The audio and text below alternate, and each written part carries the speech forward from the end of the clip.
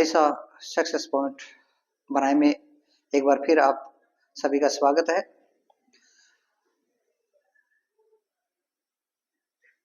हम संधि के बारे में पढ़ रहे थे। मेरा विषय संस्कृत है और संस्कृत में टॉपिक अपना संधि चल रहा था। संधि में हमने शवर संधि का ज्ञान कर लिया, उसके बाद में व्यंजन संधि का भी हमने ज्ञान कर लिया है और आज है विसर्ग संधि। आज हम ज्ञान प्राप्त करेंगे किसके बारे में? विसर्ग संधि के बारे में पढ़ने जा रहे हैं। तो अपना टॉपिक है संधि।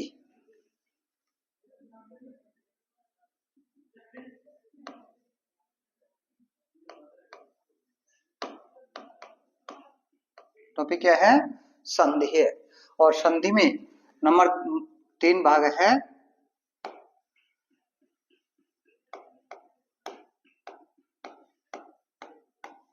विसर्ग संधि कौन सा है? विसर्ग संधि है।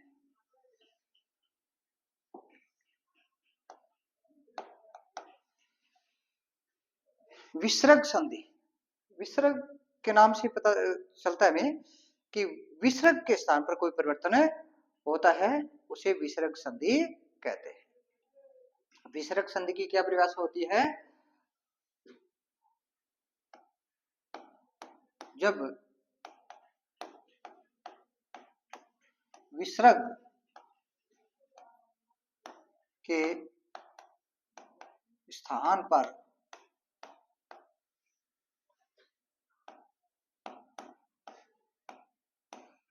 कोई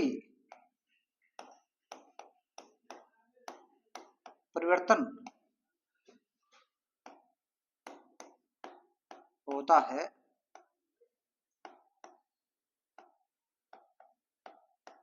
उसे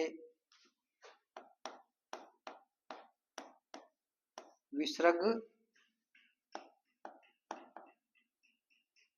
संधि कहते हैं।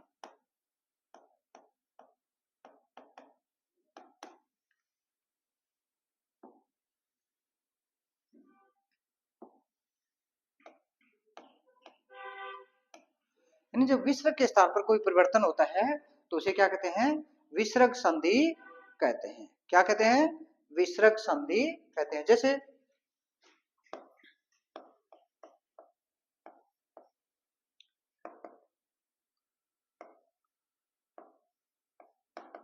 नमः प्लस में ते, यहां विसर्ग है और इस विसर्ग के स्थान पर कोई परिवर्तन होता है तो उसे क्या कहते हैं? विसर्ग संधि कहते हैं। यानी इस विसर्ग के स्थान पर परिवर्तन होना है। जैसे देखो, नम का नम लिख दिया और इस विसर्ग के स्थान पर क्या होगा? से होता है। क्या होता है? से, आधा होता है। नमस्ते, नमः प्लस ते का क्या बन गया? नमस्ते बन गया। ठीक है ना? तो विसर्ग संधि की क्या परिभाषा होती है? जब विसर्ग के स्थान पर कोई परिवर्तन होता है उसे विसर्ग संधि कहते हैं। तो नमः प्लस ते, नम के आगे विसर्ग है और विसर्ग का क्या बन जाता है? से बन जाता है। अब से कौन सा बनता है? वो तो आगे वाली वर्ण है उसके आधार पर बनता है। वो ध्यान रखना है कि आगे वाला कौन सा वर्ण है उसके आधार पर कौन सा से बनना है। उच्चारण स्थान नहीं, अपने समान उच्चारण जो होते हैं उसके आधार पर वही से बनता है। अब ये तय है तो ये दंत्य है, तो ये से भी दंत्य है। इस प्रकार जो समान स्थान उच्चारण स्थान है इस वजह से ये से बनता है। ये याद रखना है। ठीक है ना? तो समझ आ गई हो कि विसर्ग के स्थान पर कोई परिवर्तन होता है उसे विसर्ग संधि कहते हैं। इसी प्रकार विसर्ग संधि भी अलग अलग भागों में डिवाइड किया बांटा गया है। तो विसर्ग संधि, विसर्ग संधि के 4 भेद या भाग होते हैं, कोई 5 भी करते हैं, लेकिन विसर्ग संधि के 4 भेद होते हैं। कौन कौन सा देखो, नंबर 1 है शतव विसर्ग संधि, शतव विसर्ग। नंबर 2 है उत्तव, उत्तव विसर्ग। नंबर 3 है ऋतु विसर्ग। और नंबर 4 है विसर्ग से लोप है, विसर्ग से लोप है, ये होता है। एक विसर्ग संधि नाम भी लिखते हैं कई, लेकिन ये है ना विसर्ग के वापिस विसर्ग हो जाता है, लेकिन यही होता है शतव विसर्ग संधि नंबर 1, दूसरा है उत्तव विसर्ग संधि, और नंबर 3 है ऋतव विसर्ग संधि, और नंबर 4 है विसर्ग से लोप है, यानी विसर्ग का जहां लोप होता है उसको लोप है यानी विसर्ग से लोप संधि कहते हैं। शतव विसर्ग संधि, इस यानी नाम से पता चलता है भी विसर्ग का क्या बनना है। नंबर 1 शतव विसर्ग संधि है, तो शतव मतलब विसर्ग के स्थान पर श बनना है, ये याद रखना है, विसर्ग के स्थान पर क्या बनना है, श बनना है। इसी प्रकार उत्तव विसर्ग संधि है, तो इस संधि के अंदर क्या होता है, विसर्ग का उ बनता है, विसर्ग का क्या बनता है, उ बनता है। उ बनने के बाद में आगे गुण संधि हो जाती है, गुण संधि के आधार पर उ का फिर ओ हो जाता है, उ का क्या हो जाता है, ओ हो जाता है। इसी प्रकार ऋतु विसर्ग संधि है, तो ऋतु विसर्ग संधि में भी क्या होता है, विसर्ग का र बनता है, क्या बनता है, विसर्ग का र बनता है। इसी प्रकार विसर्ग से लोप संधि, तो इसके नाम से पता चलता है कि इसमें विसर्ग का लोप हो जाता है या विकल्प से वापिस विसर्ग ही आदेश हो जाता है। विसर्ग का लोप लिख करके शब्द बना सकते हैं या वापिस विसर्ग लगा करके ही शब्द का निर्माण कर सकते हैं। इस प्रकार ये विसर्ग संधि है, ये विसर्ग संधि के 4 भेद बताए गए हैं। समझ आ गई हुई, तो ध्यान रखना है कि विसर्ग संधि के ये मुख्य 4 भेद है, शतव विसर्ग संधि, उत्तव विसर्ग संधि, ऋतव विसर्ग संधि, और या रेफस्य भी होता है, रेफस्य नाम बात है कि रेफस्य मतलब रे बनता है विसर्ग का, और विसर्ग से लोप है, ये लोप है तो विसर्ग का लोप ही होता है। तो इस प्रकार ये विसर्ग संधि के 4 मुख्य भेद माने जाते हैं। समझ में आ गई। अब हम पढ़ते हैं शतव विसर्ग संधि के बारे में।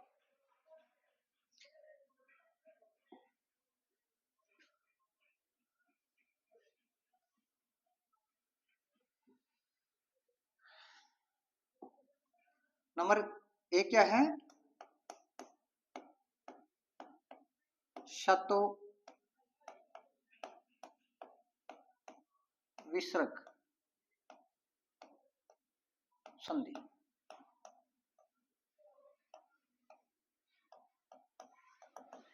क्या है, शतव विसर्ग संधि, यानी विसर्ग का स बनता है, क्या बनता है, विसर्ग का स बनता है। कौन सा कब बनता है ये ध्यान रखना है। एक थोड़ी सामान्य जानकारी होती है या ले लेते हैं कि वैसे मैंने अभी बताया है कि उच्चारण स्थानांतरण के आधार पर जो अक्षर यानी वर्ण है वो उच्चारण करते हैं, उसके पहले जो विसर्ग होता है तो उस विसर्ग का आगे वाला जो वर्ण है उसके आधार पर उसका स बनता है। तो जैसे देखो अपने क च ट त प ये वर्ण होते हैं, क्या होता है, क च ट त प, ये 5 वर्ग होते हैं, क्या होते हैं, ये 5 वर्ग होते हैं।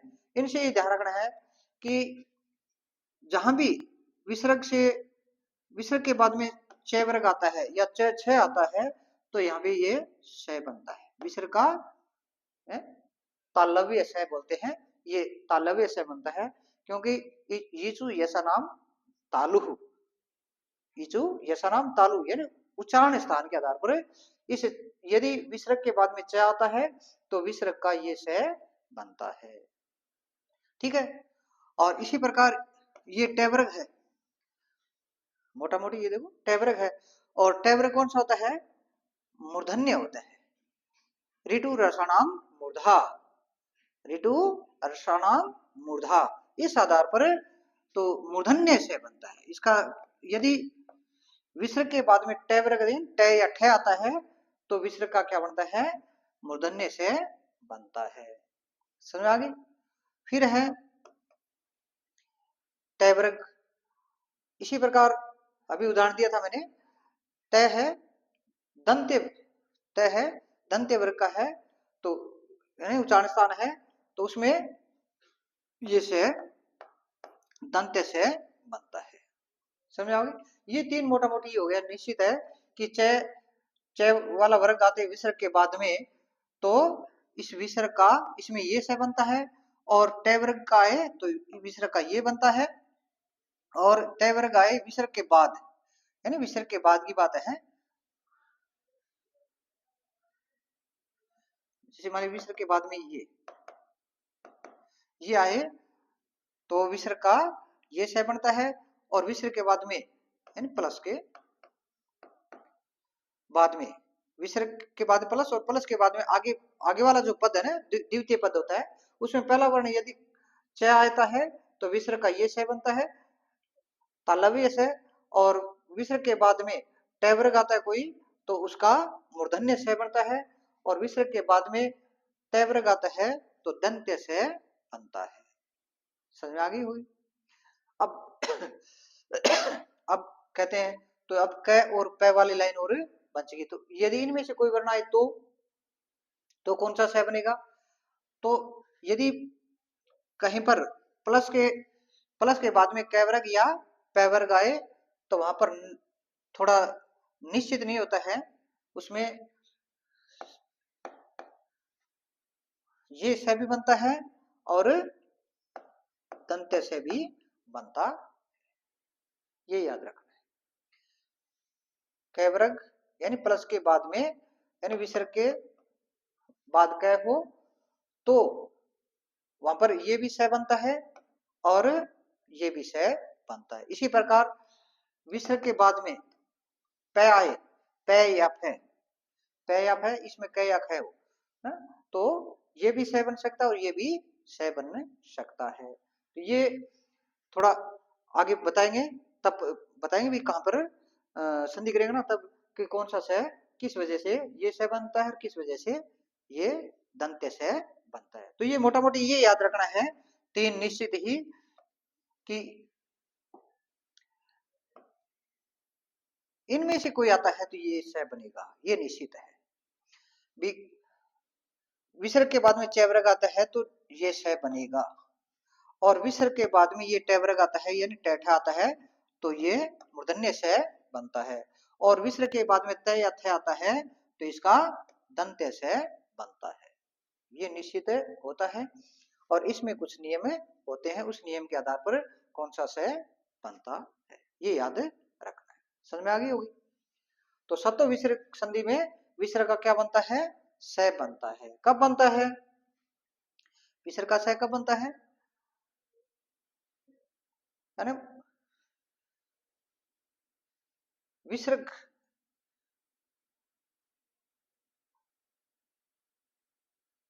ये बता दिया, ठीक है ना? इनमें से यानी ये वर्ग है, इनमें से कोई वर्ग आए यानी विसर्ग के बाद में पहले क्या हो, पहले कोई भी स्वर या व्यंजन हो सकता है, और प्लस में बाद में, प्लस के बाद में क्या है? च हो सकता है, टैठ भी हो सकता है,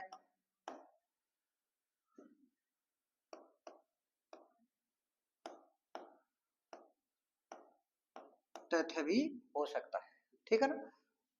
तो ये यानी विसर्ग के बाद में ये इनमें से कोई वर्ण हो तो विसर्ग का ये बता दिया आपको, च है तो ये से बनता है, तालव्य से। और यदि टैठा आता है तो मूर्धन्य से बनता है, यदि तैठा आता है तो दंत्य से बनता है। ये याद रखना है। समझ आगे होगी। अब चलो देखते हैं आगे उदाहरण। जैसे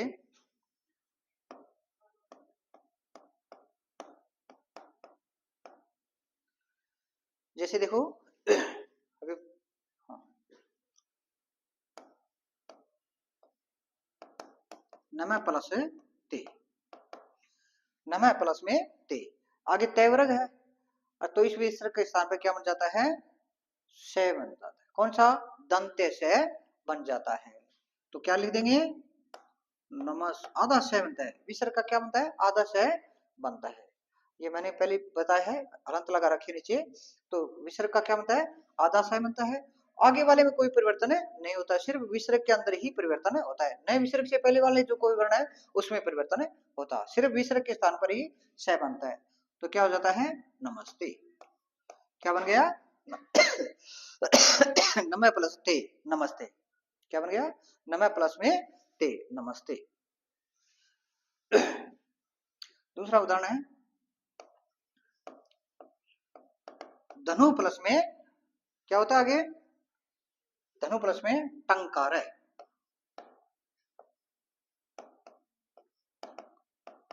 धनु प्लस में टंकार है तो विसर्ग के बाद में टैवर्ग है। अपने नियमानुसार विसर्ग के बाद में टैवर्ग हो तो कौन सा से बनता है, मूर्धन्य से बनता है। तो धनु और विसर्ग का क्या बन जाता है, मूर्धन्य से आधा बनता है। और आगे टंकार है, टंकार लिख देंगे। क्या बन गया, धनुष टंकार है। धनु प्लस टंकार क्या हो गया, धनुष टंकार है। समझ आ गई। यानी यहाँ पे टैवर्ग है तो टैवर्ग के कारण मूर्धन्य से बन जाता है।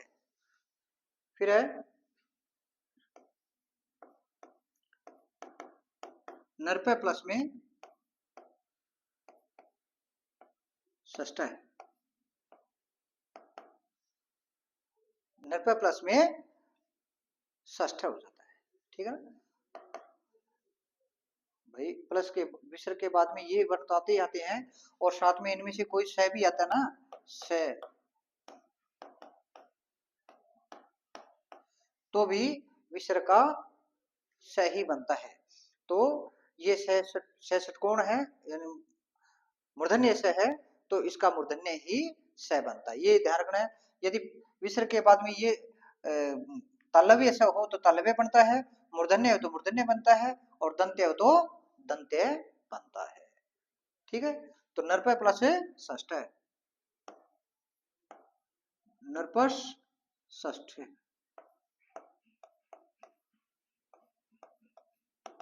ये बन जाता नृप षष्ठ, नृप षष्ठ ये बन जाता है। नृप षष्ठ मीन्स क्या होता है, ये क्या बन जाता है, नृप षष्ठ, तीन से बन जाते हैं मूर्धन्य।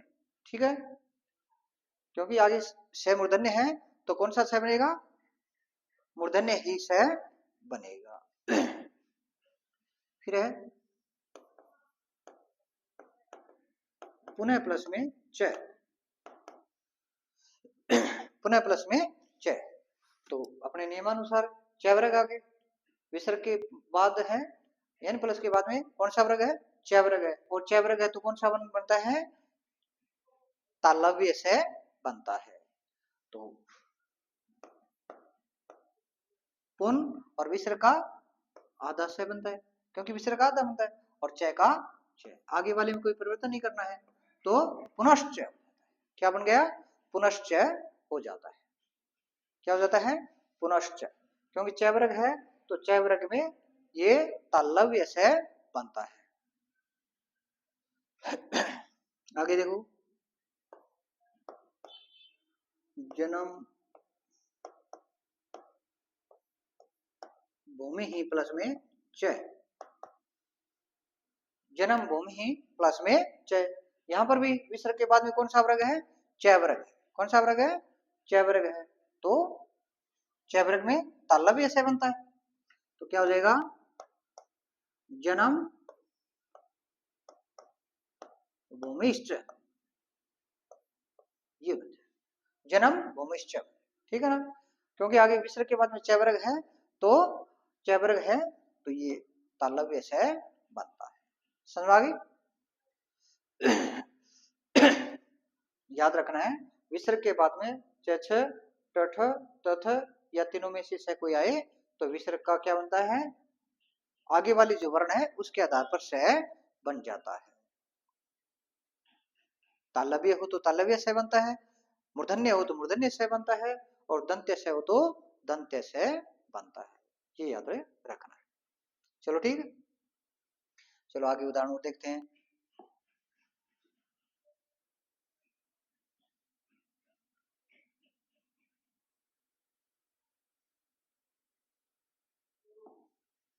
जैसे आगे कोई और उदाहरण,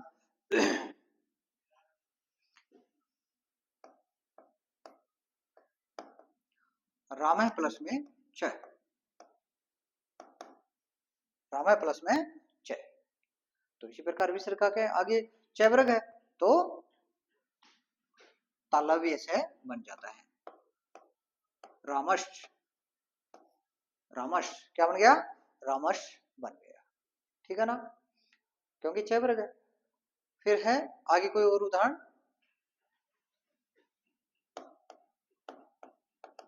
नी प्लस में छल,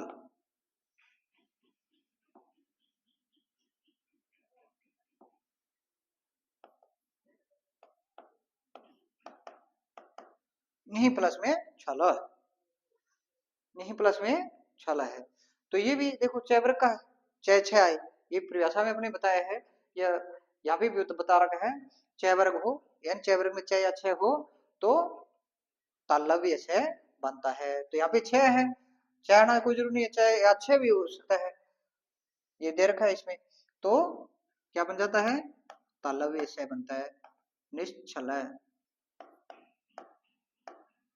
क्या बन गया, निश्चल, ठीक है ना। फिर है अन्य उदाहरण, हरि प्लस में सेते, हरि ही प्लस में सेते है, क्या है, हरि प्लस में सेते, ये भी अपने प्लस के बाद में देखो इनमें से स है कि नहीं, तालव्य स है, और तालव्य स है तो विसर्ग का भी तालव्य स बनता है।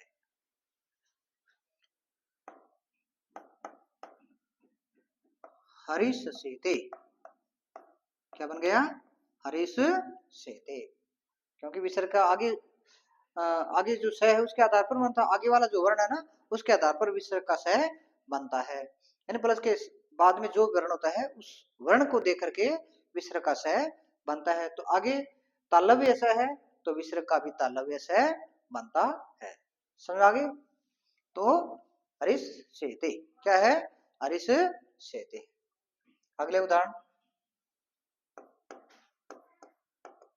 निहि प्लस में संदेह,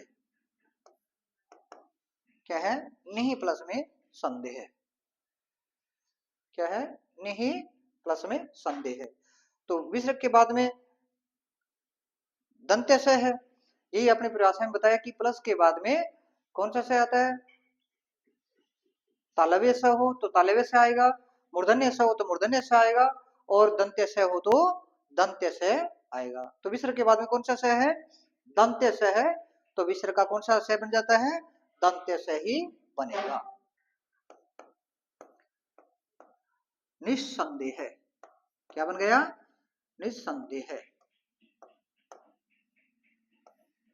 समझ आ गई, निहि प्लस संदेह क्या हो गया, निस्संदेह, निस्संदेह। आगे और कोई उदाहरण,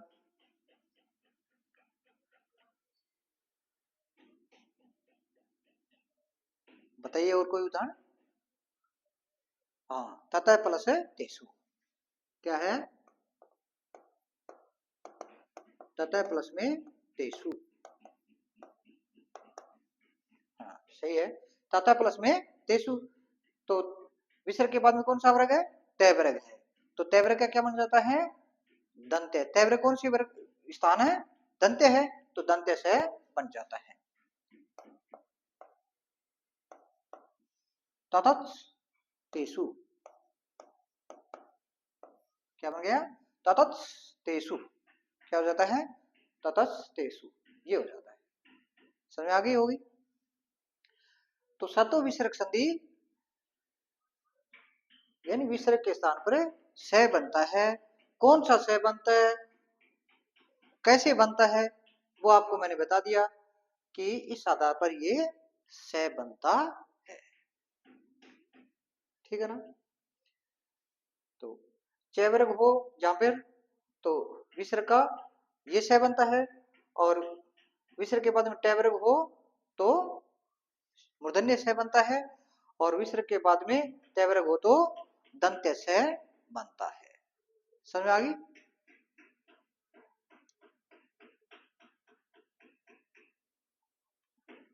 चलो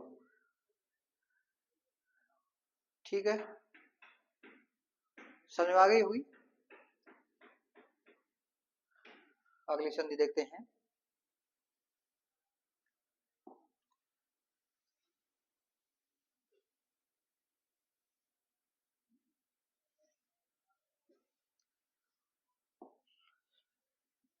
विसर्ग संधि का दूसरा भाग है उतो।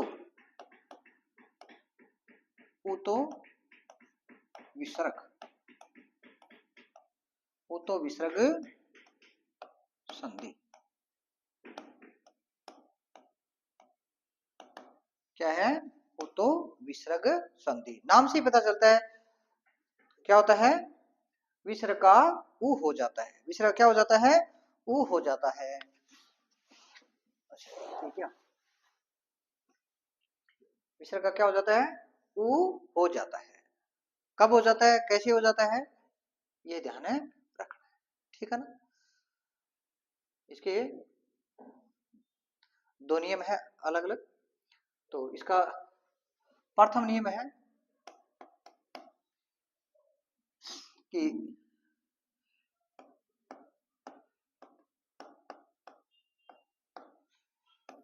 यानी विसर्ग से पहले ए हो और विसर्ग के बाद में भी ए हो। विसर्ग से पहले ए हो और विसर्ग के बाद भी ए हो, तो विसर्ग का क्या बन जाता है? उ हो जाता है। उ का फिर ओ होता है। यानी इस विसर्ग का क्या बन जाता है? पहले तो उ होता है और फिर उ प्लस ए है, तो इनका गुण हो जाता है। क्या हो जाता है? गुण संधि हो जाती है। गुण के स्थान पर ओ हो जाता है। गुण संधि के कारण क्या हो जाता है? ओ हो जाता है। क्योंकि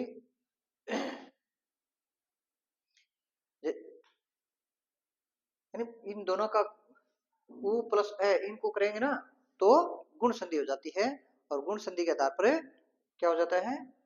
ओ हो जाता है।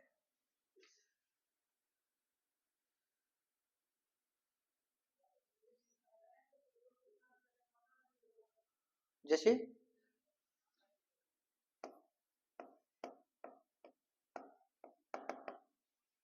जैसे कोई उदाहरण,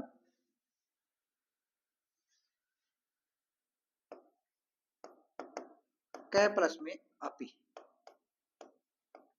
क प्लस में अपी। अब कई कहेंगे कि इसमें गुण संधि कैसे? उ तो पहले उ आता है तो उसका तो वह बनता है। अब देखो कैसे होता है, इसका विस्तारित रूप बताते हैं।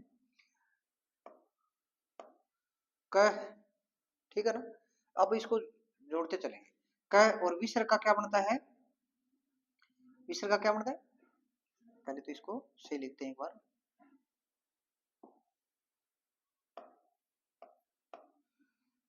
कैसे विसर्ग को अलग करेंगे तो क का क्या बनता है?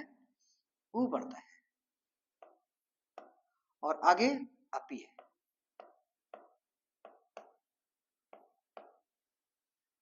ठीक है ना। और यानी क के अंदर, अब देखो क के अंदर क पूरा है, आधा नहीं है। क पूरा है, विसर्ग अलग है। क पूरा है तो क के अंदर क्या है? अ है। क के अंदर क्या है? अ है। अब ये देखो कैसे, क को हलंत करो और आगे ए आता है, फिर उ आता है, और फिर ए आता है पी, ऐसे होता है। अब समझ आ गई? क के अंदर ए है क्योंकि क पूर्ण है और क के अंदर ए है और ए के बाद में ऊ है, तो ये देखो है कि नहीं। अब इन दोनों का गुणा होता है, गुणा यानी गुण संधि होती है। तो क्योंकि सिर्फ विसर्ग के स्थान पर ही परिवर्तन होना है और किसी पे नहीं परिवर्तन, आगे वाले में बाद में बताएंगे। लेकिन विसर्ग के स्थान पर क्या बनता है, ऊ बनता है, सिर्फ विसर्ग के स्थान पर बनता है ऊ, और इससे पहले ए है, ऊ से पहले क्या है, ए है, और फिर इन ए और ऊ मिलकर के क्या हो जाता है, ओ हो जाता है। ए और ऊ मिलकर क्या हो जाता है, ओ हो जाता है, और आगे क्या है, पूर्व रूप संधि हो जाती है। फिर क्या हो जाती है, पूर्व रूप संधि हो जाती है। देखो ये होता है क ऊ,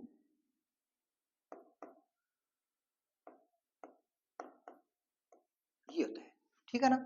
अब इसका फिर मैंने अभी ये बताया है, तो यहाँ पे गुण संधि होगी, को अपी,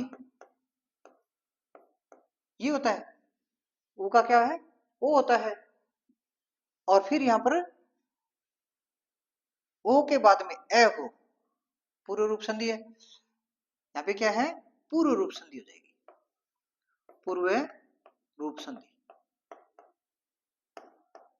पूर्व रूप संधि का प्रयोग करते हैं तो ओ के बाद में ए, ओ के बाद में ए हो तो इस ए का क्या बन जाता है, अवग्रह बन जाता है, अवग्रह चिन्ह बन जाता है। क्या बन जाता है, अवग्रह चिन्ह बन जाता है, और इस आधार पर इस को अपी का क्या बन जाता है, को अपी, ये रूप बन जाता है। समझ आ गई? इसका इतना रूप करना पड़ता है। विसर्ग के बाद में ए हो तो विसर्ग का ऊ बनता है, और आगे भी ए है, यानी विसर्ग से पहले भी ए होना चाहिए और विसर्ग के बाद भी ए हो तो विसर्ग का ऊ बनता है, और फिर बाद में गुण संधि होती है, गुण संधि के आधार पर ऊ का फिर यहाँ पर ओ बनता है इसके स्थान पर, ठीक है ना।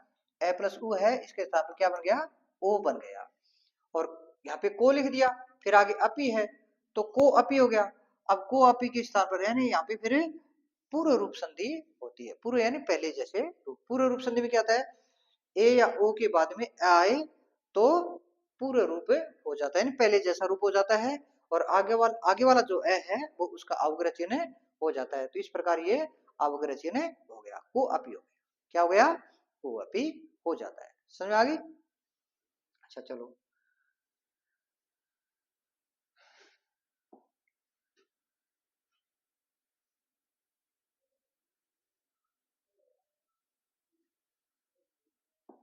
तो क्या होगा इसका,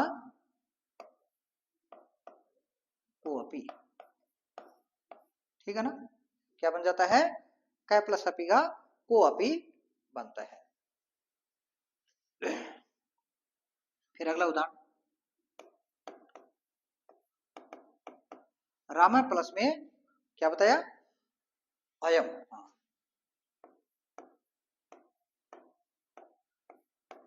रामा प्लस में अयम। यहाँ भी देखो विसर्ग के बाद पहले क्या है, ए है, और आगे बाद में भी ए है अपने नियमानुसार। ये बताया परिभाषा में कि विसर्ग से पहले ए होना चाहिए और विसर्ग के बाद भी ए हो तो विसर्ग का क्या हो जाता है, ऊ हो जाता है, और ऊ के बाद में फिर गुण संधि होती है, गुण संधि के आधार पर ओ होता है, और ओ बनने के बाद में फिर पूर्व रूप संधि हो जाती है। इसी प्रकार तो क्या बन जाता है, रामो अयम, क्या बन जाता है, रामो अयम। समझ में आ गया? क्योंकि एक इसका पूरा डिटेल बता दिया कैपासापी का, इसी प्रकार इसका भी डिटेल में होता है, और डिटेल करने के बाद में अंत में रूप क्या बन जाता है, रामो रामो अयम, ठीक है ना, ये बनता है। इसी प्रकार आगे हुई से प्लस में अपी है, क्या है, से प्लस में अपी, ये भी है, क्योंकि विसर्ग से पहले स है और स के अंदर ए है और विसर्ग के बाद में भी ए है, तो विसर्ग का क्या बनता है, ऊ बनता है पहले, और ऊ गुण संधि के आधार पर ओ बन जाता है और फिर पूर्व रूप के आधार पर ए का अवग्रह चिन्ह हो जाता है। तो स का ऊ बना, ऊ का फिर ओ बन जाता है सो, और आगे वाला ए है इसका अवग्रह चिन्ह हो जाता है, तो क्या बन जाता है, सो अपी हो जाता है। क्या हो जाता है, सो अपी, स प्लस अपी क्या हो जाए, सो अपी। समझ में आ गई। फिर है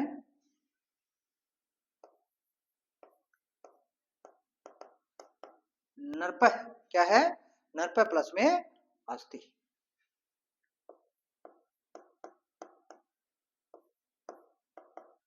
नरप प्लस में अस्थि। इसी प्रकार विसर्ग से पहले ए है और बाद में भी ए है, तो विसर्ग का क्या हो जाता है, ऊ हो जाता है, और फिर गुण संधि के आधार पर ओ और पूर्व रूप संधि के आधार पर ए का अवग्रह चिन्ह हो जाता है। नरपो अस्थि, ये याद रखना है कि ई की मात्रा है वो इस अवग्रह चिन्ह से पहले नहीं आएगी, क्योंकि ए का बना है अवग्रह चिन्ह, तो इससे पहले नहीं आएगी। यहाँ पर आते सिर्फ यानी निरपो अस्थि से और कोई वर्ण आधा तो उससे पहले मात्रा ऊपर जी हो तो ऊपर मात्रा चढ़ जाती है, लेकिन अवग्रह चिन्ह है वो किसी मात्रा के नीचे नहीं होता है। तो नरप प्लस अस्थि क्या हो गया, नरपो अस्थि होता है। ठीक है, चलो आगे और उदाहरण देखते हैं।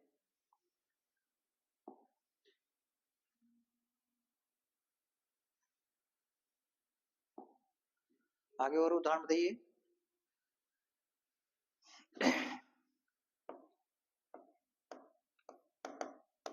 कुतः प्लस में अत्र, क्या है, कुतः प्लस में अत्र। इसी प्रकार तय में ए है और आगे भी ए है, तो विसर्ग का क्या हो जाता है, ऊ होता है, और ऊ का फिर गुण संधि के आधार पर ओ होता है, और फिर पूर्व रूप संधि के आधार पर आगे वाला ए है उसका अवग्रह चिन्ह हो जाता है। कुतो अत्र क्या बन जाता है, कुतो अत्र हो जाता है। ठीक है ना, कुतः प्लस अत्र क्या हो जाता है, कुतो अत्र। फिर है धन्य प्लस में अशी, धन्य प्लस में अशी, क्या है, धन्य प्लस में अशी। इसी प्रकार ये के अंदर अ है और आगे भी अ है, तो विसर्ग का क्या बन जाता है, उ हो जाता है, और फिर गुण संधि के आधार पर ओ होता है, और पूर्व रूप संधि के आधार पर ए का अवग्रह चिन्ह हो जाता है। तो धन्यो अशी क्या रूप बन जाता है, धन्यो अशी रूप बन जाता है। समझ में आ गई। फिर है आगे उदाहरण,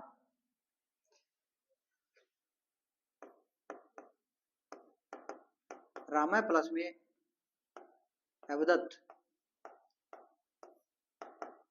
रामा प्लस में अवदत्त, क्या है, रामा प्लस में अवदत्त। तो इसी प्रकार विसर्ग से पहले अ है, यानी मैं है, मैं के अंदर अ है और आगे भी अ है, तो विसर्ग का क्या बन जाता है, ऊ होता है, और ऊ का फिर गुण संधि के आधार पर ऊ होता है। तो रामो और आगे वाला जो अ है उसका अवग्रह चिन्ह हो जाता है, रामो अवदत्त क्या बन जाता है, रामो अवदत्त हो जाता है। ठीक है ना।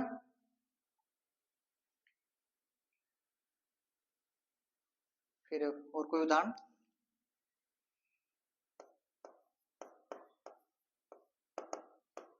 शिव प्लस में अर्चे,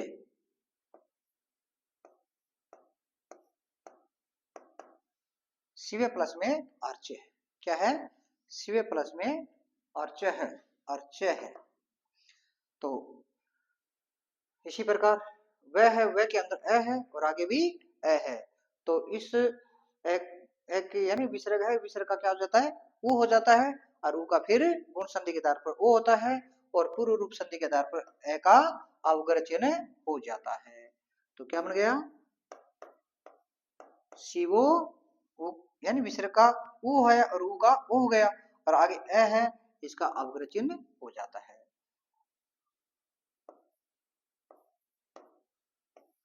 शिवो आर्चे, क्या होता है, शिवो आर्चे, ये रूप बन जाता है। क्या बन जाता है, शिवो आर्चे, ये रूप बन जाता है। समझ में आ गई। तो ये तो पहला नियम के आधार पर है इसके कि विसर्ग से पहले ए हो और विसर्ग के बाद में भी ए हो तो विसर्ग का क्या बन जाता है, उ बनता है। और उ कैसे बनता है, या ओ बनता है, यहाँ पे उ बन करके गुण संधि हुई और फिर उसके बाद में ओ बना है, तो एक डायरेक्ट भी ओ बनता है, तो वो क्या नियम है, उसका वो दूसरा नियम है। वो क्या है, देखो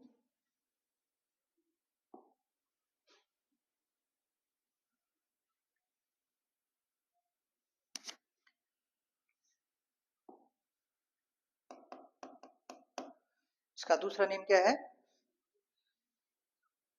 यानी पहले तो वही आएगा, विसर्ग से पहले ए होना चाहिए और आगे वर्ग का तीसरा चौथा पांचवा वर्ण या य र ल व है, यानी तीसरा चौथा पांचवा वर्ण या य र ल व है, इनमें से कोई वर्ण हो तो विसर्ग का क्या बन जाता है, डायरेक्ट ओ बनता है। यानी विसर्ग के बाद में वर्ग का तीसरा चौथा पांचवा वर्ण हो या य र ल व है, इनमें से कोई वर्ण हो तो विसर्ग का क्या बन जाता है, ओ बन जाता है। इस विसर्ग का क्या बन जाता है, ओ बनता है। ठीक है ना, आगे वाले में कोई परिवर्तन नहीं होता, सिर्फ विसर्ग के स्थान पर ही क्या बनता है, ओ बनता है।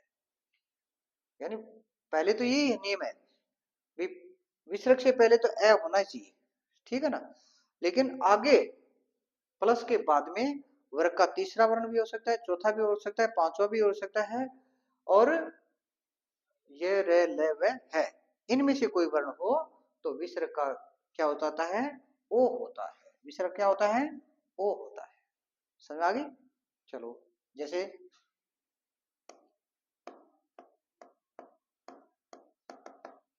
बताइए कोई उदाहरण।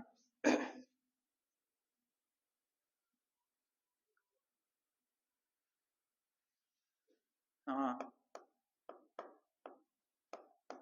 शिवे प्लस में वंदे,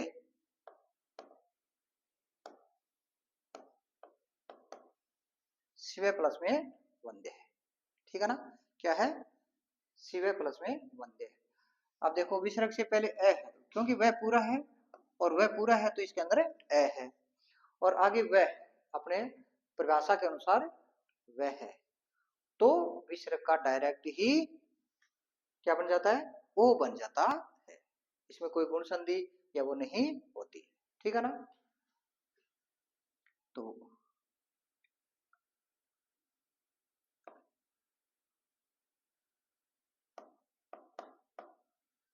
शिवो वंदे,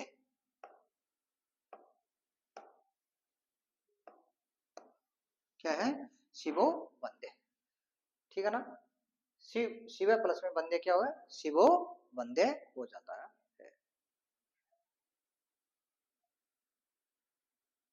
गुण संधि तो होती है इसमें, लेकिन पूर्ण रूप नहीं होता, क्योंकि इसमें भी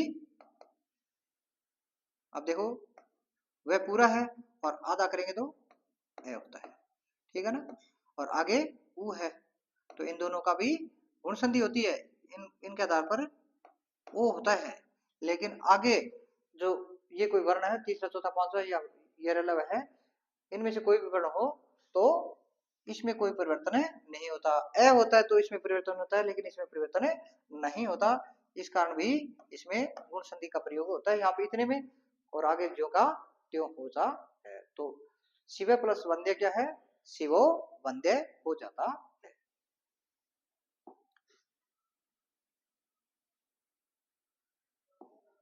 शिव प्लस में वंद्य क्या हो गया, शिवो वंद्य हो जाता है। ठीक है ना। फिर है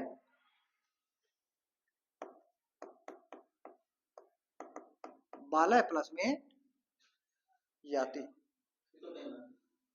तो 10-1 मिनट हो।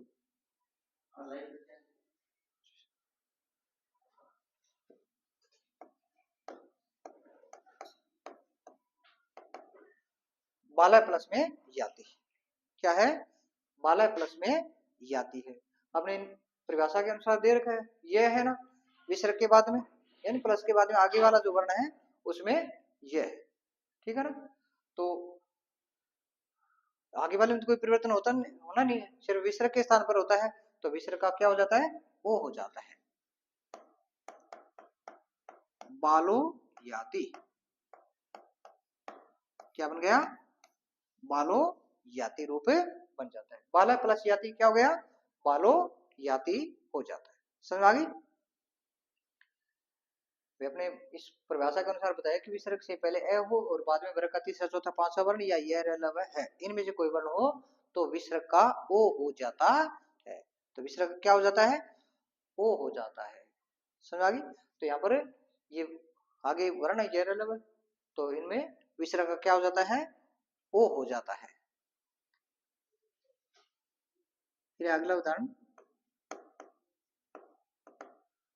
राम क्या है, रामा प्लस में जयती।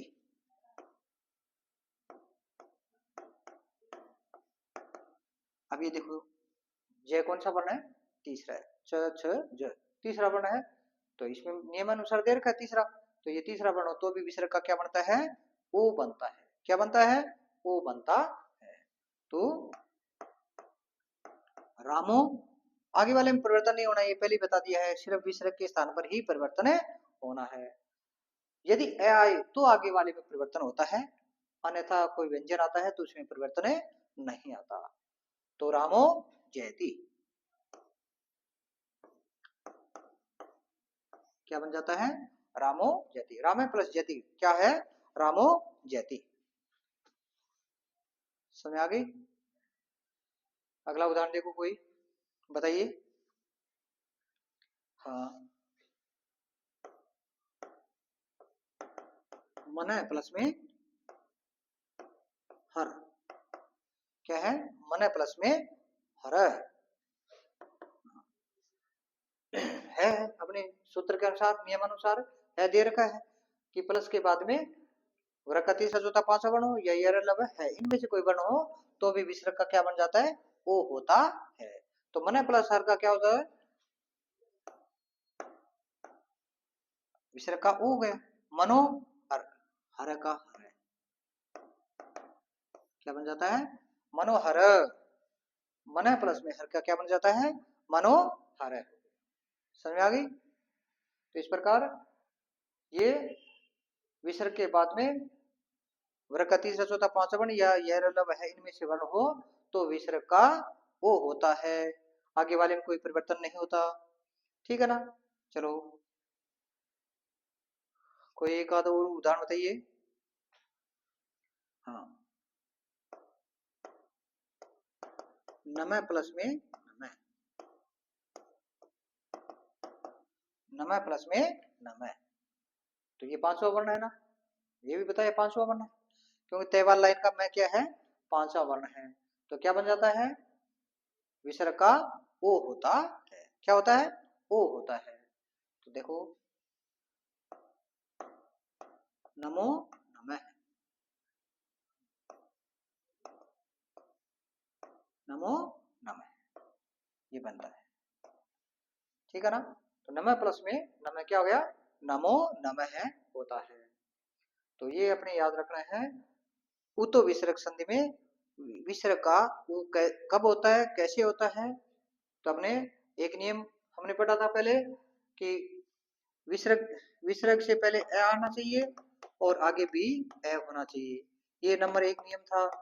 और नंबर 2 नियम ये बताया है, विसर्ग से पहले ए हो और आगे वर्ग का तीसरा चौथा पांचवा वर्ण या यरलव है, इनमें से कोई हो तो विसर्ग का क्या बन जाता है, विसर्ग के स्थान पर क्या आ जाता है, ओ हो जाता है। क्या हो जाता है, ओ होता है। ये याद रखना। ये दो इसमें नियम है। एक तो विसर्ग के पहले भी ए हो, विसर्ग के बाद में भी ए हो तो विसर्ग का ए होता है, और इस आगे वाला है ना तो इसके में इसका क्या बन जाता है, अवग्रह चिन्ह होता है इस ए का। लेकिन आगे इसमें कोई व्यंजन होता है, यहाँ पे क्या है, व्यंजन है, ठीक है ना, ये व्यंजन है तो इस व्यंजन में कोई परिवर्तन नहीं होता, व्यंजन में कोई परिवर्तन नहीं होता है, सिर्फ विसर्ग के स्थान पर ही ओ बनता है। समझ में आ गई। ये आप याद रखना है कि उत्तो विसर्ग संधि के ये दो नियम है।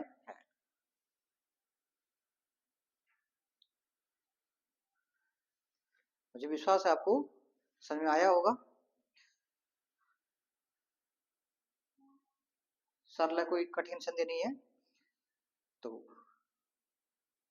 इसका रिवीजन करें एक बार जरूर, जल्दी याद हो जाएगी। आज की क्लास यहीं समाप्त होती है। जय हिंद, जय भारत।